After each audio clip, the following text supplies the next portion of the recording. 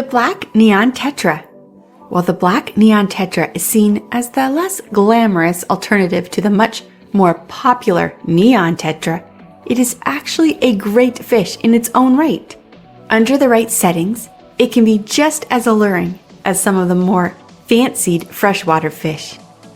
If you want something off the beaten track that isn't demanding at all, then the black neon tetra is a great option, and here is everything you need to know about it.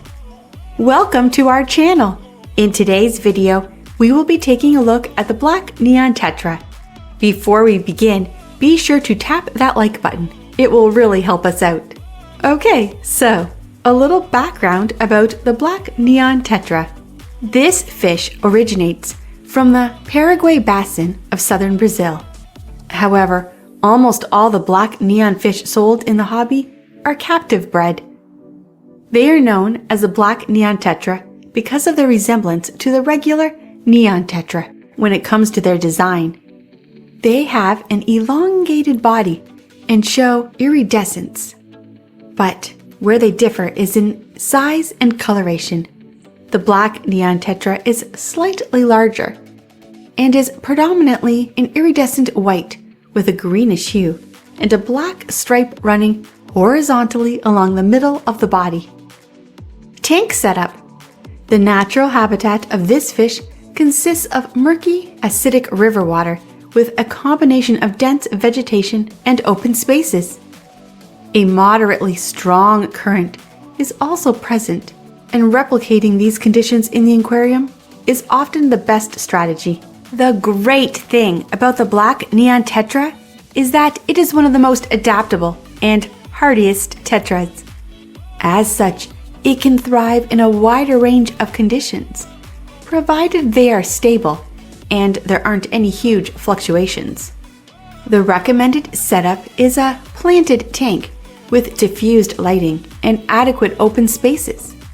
Fine sand does a good job of replicating the riverbed with their natural habitat, and a few pebbles and driftwood will make these fish feel further at home.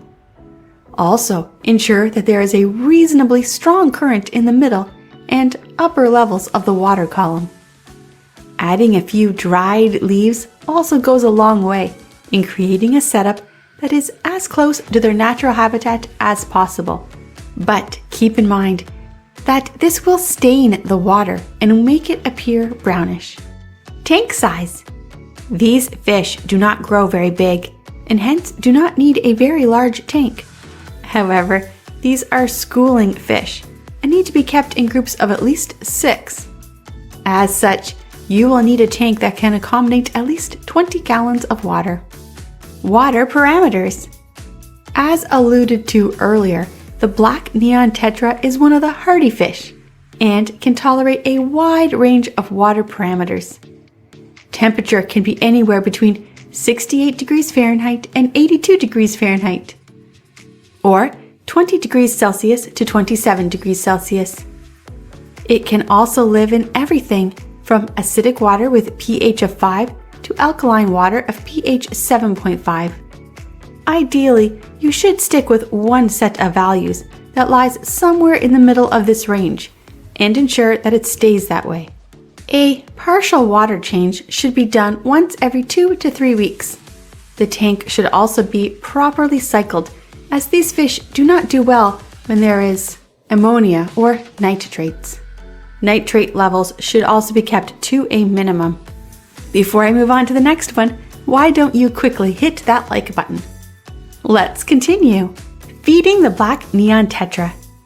The adaptability of these fishes extends to their feeding habits as well. They are naturally omnivorous and will accept a wide variety of food.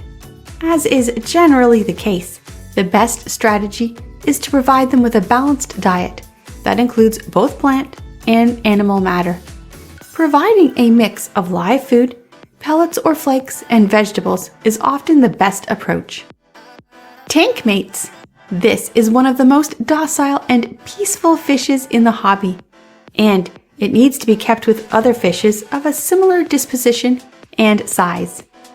Other peaceful tetras, Odo catfish, peaceful rasboras, gouramis, and danios are all great options. Small snails and crustaceans can also live harmoniously with the black neon tetra. Black neon tetra diseases. While they are very hardy, it does not make them impervious to diseases and ailments. Thankfully, most of the diseases that they can contract are easily treatable. In fact, as long as the tank is properly maintained and new additions are properly quarantined, you won't even have to worry about it.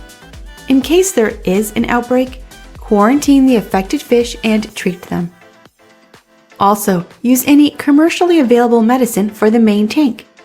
Be diligent with your maintenance to avoid any unwanted surprises. However, this species is also susceptible to the deadly neon tetra disease, which has no cure. This can be easily avoidable though by getting your fish from a good source and properly quarantining any new additions. Avoiding tubifex as a food source is also advisable. Black neon tetra lifespan. Black neon tetra can live for as long as 8 years in the wild, but getting them to live that long in the home aquarium can be quite a challenge. The more realistic number is 5 years. Getting them to live this long is not a challenge at all, as long as a proper maintenance regimen is followed and any signs of trouble are addressed early on. Black neon tetra breeding. Getting these fish to breed is surprisingly easy for a tetra. You will need a separate breeding tank and some specific conditions to induce breeding. Start off with a 10-gallon tank with a dark substrate, a few plants, and peat filtration.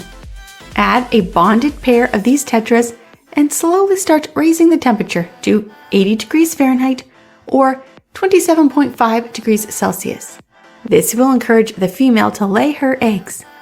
It is vital to remove the adults before the eggs hatch, which will take place in 22 to 24 hours. Once the fry hatch, they can be left alone for the first 3 to 4 days, when they can survive on their egg sacs. After that, they can be fed finely crushed fish food or infusoria. Final thoughts. The black neon tetra in many ways is an underrated gem of the freshwater hobby. It may not be the first tetra that people think of when planning their community aquariums, but it is a great option that every hobbyist must consider.